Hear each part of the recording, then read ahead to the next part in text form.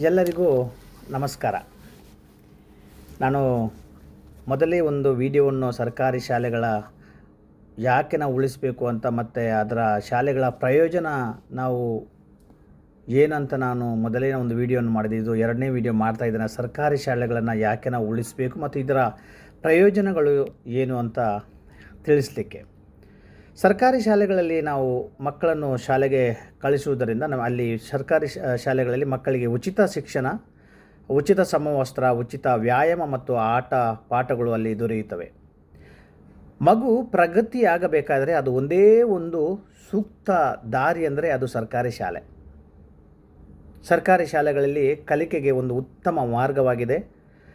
ಆ ಇ ಈ ಉ ಅಂತ ಅಕ್ಷರಗಳ ಪರಿಚಯ, ABCD ಅಕ್ಷರಗಳ ಪರಿಚಯ ಹಾಗೂ ಕೂಡಿಸುವುದು, ಗುಣಿಸುವುದು, ಭಾಗಿಸುವುದು, ಕಳೆಯುವುದು ಇವೆಲ್ಲ ಮೂಲ ಪದ್ಧತಿಗಳನ್ನು ಸರಿಯಾದ ರೀತಿಯಲ್ಲಿ ಸರಿಯಾದ ಸಮಯಕ್ಕೆ ಅಲ್ಲಿ ಸರ್ಕಾರಿ ಶಾಲೆಗಳಲ್ಲಿ ತಿಳಿಸಿಕೊಡುತ್ತಾರೆ. ಸರ್ಕಾರಿ ಶಾಲೆಗಳಲ್ಲಿ ಪಾಠ ಮಾತ್ರವಲ್ಲದೆ ಶಿಸ್ತು, ಸಂಯಮಗಳನ್ನು ಕಲಿಸಿಕೊಡುತ್ತಾರೆ.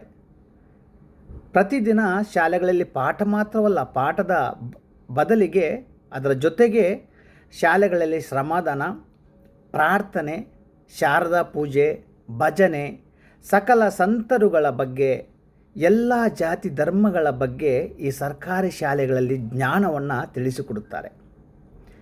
ಸರ್ಕಾರಿ ಶಾಲೆಗಳಲ್ಲಿ ಓದಿದ ಮಗುವಿಗೆ ಜಗತ್ತಿನ ಎಲ್ಲ ಜ್ಞಾನ ಭಂಡಾರ ಇರುತ್ತದೆ. ಮಾತ್ರವಲ್ಲದೆ ಆಟೋಟಗಳಲ್ಲಿ, ಸಂಗೀತ ನೃತ್ಯಗಳಲ್ಲಿ, ಭಾಷಣಗಳಲ್ಲಿ ಇವರೇ ಯಾವಾಗಲೂ ಮುಂಚೂಣಿಯಲ್ಲಿರುತ್ತಾರೆ. ಸರ್ಕಾರಿ ಶಾಲೆಯಲ್ಲಿ ಓದಿದ ಮಕ್ಕಳಿಗೆ ಪ್ರತಿಯೊಂದನ್ನು ನಿಭಾಯಿಸುವ ಧೈರ್ಯ ಅವರಿಗೆ ಖಂಡಿತವಾಗಿರುತ್ತದೆ.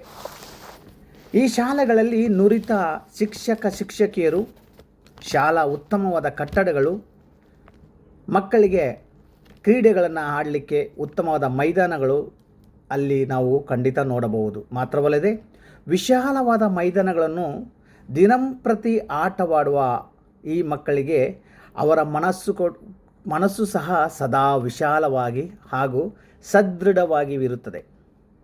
ವಾರ್ಷಿಕ ಪರೀಕ್ಷೆಗಳಲ್ಲಿ ಅಂತೂ ನಾವು ಹೆಚ್ಚು ಅಂಕಗಳನ್ನು ಪಡೆಯುವ ಮಕ್ಕಳನ್ನು ನೋಡಬೇಕಾದ್ರೆ ಅದು ನಮ್ಮ ರಾಜ್ಯಕ್ಕೆ ಉತ್ತಮ ಹೆಸರು ಗಳಿಸುವ ವಿದ್ಯಾರ್ಥಿಗಳೇ ನಮ್ಮ ಸರ್ಕಾರಿ ಶಾಲೆಯ ಮಕ್ಕಳುಗಳಲ್ಲವೇ.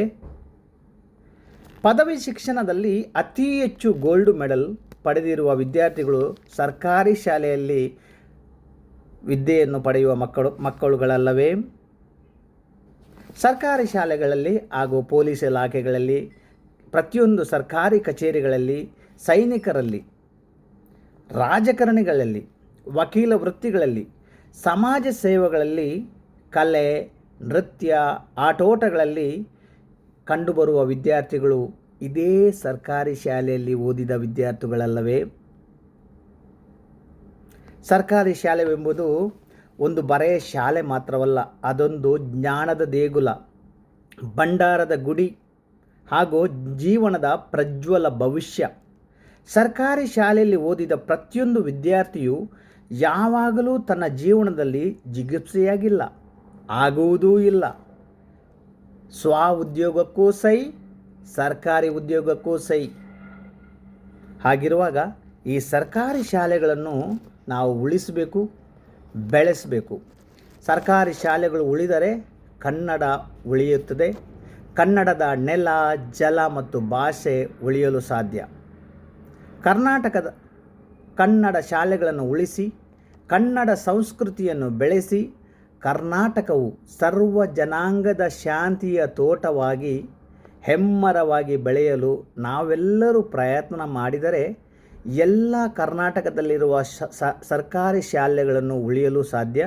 ಹಾಗೂ ನನ್ನ ಒಂದೇ ಒಂದು ವಿನಂತಿ ಏನೆಂದರೆ, ಕರ್ನಾಟಕದಲ್ಲಿರುವ ಎಲ್ಲ ಜನರು ಸೇರಿ ಈ ಕನ್ನಡ ಶಾಲೆಗಳನ್ನು ಬೆಳೆಸಿ, ಕನ್ನಡ ಶಾಲೆಗಳನ್ನು ಉನ್ನತೀಕರಿಸಿ ಅವುಗಳನ್ನು ಬೆಳೆಸಿದರೆ ನಾವು ನಮ್ಮ ಉಸಿರು ಸದಾ ಹಸಿರಾಗಿಯೇ ಇರುತ್ತದೆ ಅಂತ ಹೇಳುತ್ತಾ, ಜೈ ಕರ್ನಾಟಕ.